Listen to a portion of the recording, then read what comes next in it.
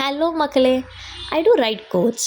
நான் எழுதின கோட்ஸ்லேயே எனக்கு மிகவும் நெருக்கமான ஒரு சில கோட்ஸில் இதுவும் ஒன்று.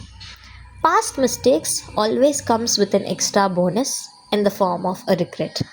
ஐ repeat, past mistakes always comes with an extra bonus in the form of a regret. நம்ம பாஸ்ட்டில் ஒரு தப்பு பண்ணியிருப்போம். ஒரு பாயிண்ட்க்கு அப்புறம் தான் நம்ம தப்பு பண்ணியிருக்கோம், இது நம்ம பண்ண தப்பு அப்படின்ற ரியலைசேஷன், அதுக்கப்புறம் ஒரு அக்செப்டன்ஸ், இதெல்லாமே நமக்கு வரும். அப்போ கூடவே சேர்ந்து ரிக்ரெட்டும் வரும். நம்ம என்னடா இப்படி பண்ணிட்டோமே அப்படின்ற ஒரு regret. I don't think it's over there. அதை ஒட்டி இன்னொரு விஷயம் இருக்குது, ஒரு எக்ஸ்ட்ரா போனஸ் ரிக்ரெட்டுமே நமக்கு வரும் நம்ம ஒரு தப்பு பண்ணுறப்போ அப்படின்னு.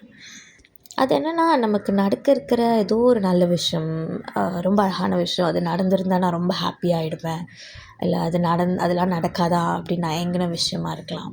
அந்த மாதிரி நமக்கு நடந்திருக்கணும் அப்படின்னு இருக்கிற ஏதோ ஒரு நல்ல விஷயம் நம்மளை விட்டு போகலாம். அண்ட் அதுக்கான ரீசன் நம்ம பாஸ்ட்டில் பண்ண ஒரு மிஸ்டேக்காக இருக்கலாம், நம்ம எடுத்த ஒரு ராங் டெசிஷனாக இருக்கலாம். ஸோ அந்த ரிக்ரெட்டுமே நமக்கு இருக்கும்.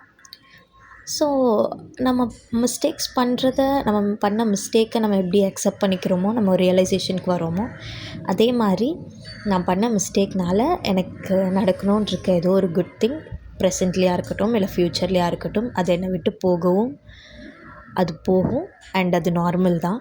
நான் பண்ண மிஸ்டேக்னால் அது எனக்கு நடக்கும் அப்படின்ற அக்செப்டன்ஸ், அப்படின்ற ரியலைசேஷனும் நமக்கு இருக்கணும். Give a thought about it. Thank you.